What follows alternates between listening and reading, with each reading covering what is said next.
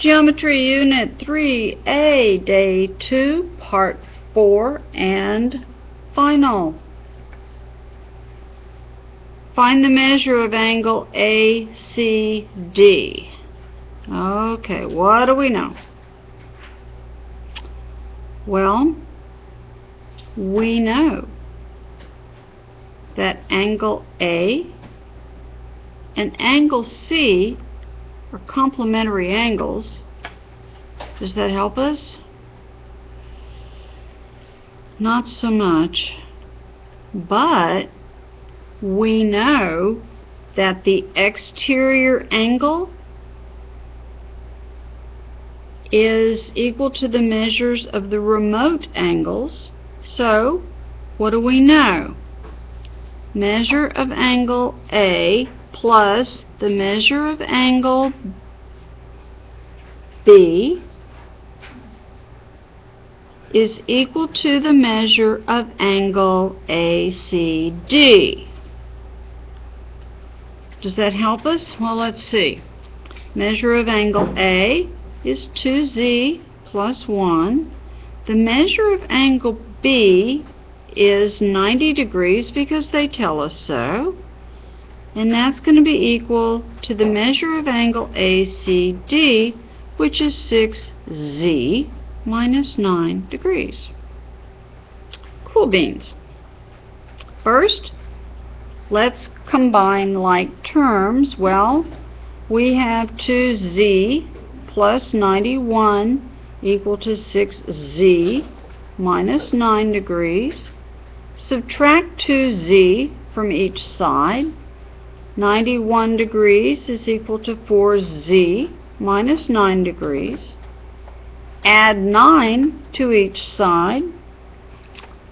4z equals 100 degrees. 1z equals 25 degrees.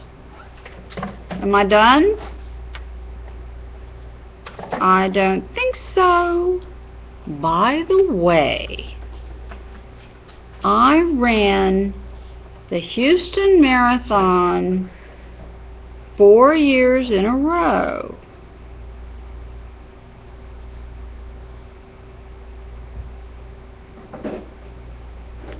And my best time was 4:04. Something about that is going to be the magic question or the magic answer, and maybe it was a listening question. I ran the Houston Marathon 4 years in a row, and my best time was 4:04. Am I done with this problem? Not quite, because the question was the measure of angle ACD. If z is 25 degrees, then 25 times 6 is 150 minus 9. 150 minus 9, 141 degrees. Does that make sense? Well, it does, because we know this is 90. So this should be 51 degrees, and 2 times 25 plus 1 is 51. Woohoo, we're good with that. Finally, we have the third angles theorem. This is what we are going to use for our congruence triangles theorems. It's very important. If two angles of one triangle are congruent to two angles of another triangle, then the third pair of angles are congruent. Hypothesis: if angle L is congruent to angle R and angle M is congruent to angle S, then angle N is congruent to angle T.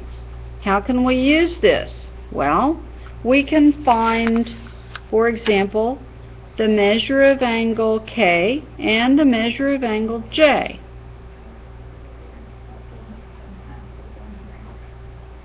what do we have? Angle F is congruent to angle I. Angle G is congruent to angle H. Therefore, we know that 4y squared is congruent to 6y squared minus 40 degrees. Okay. 4y squared equals 6y squared minus 40 degrees. What does this mean? This means that 4 times y is equal to 6 times y minus 40 degrees. Well, I am going to add 40 degrees to both sides.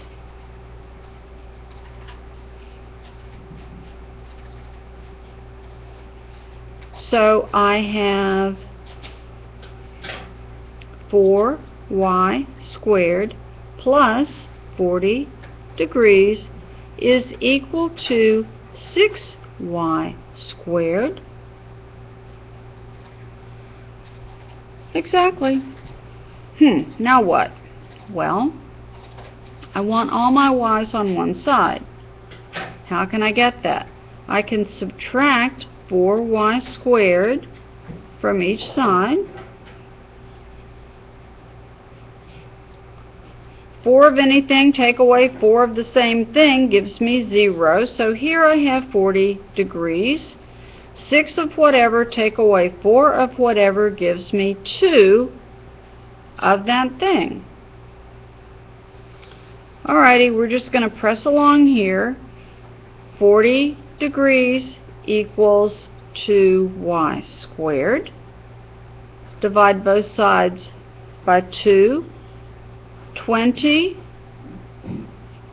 equals y squared. And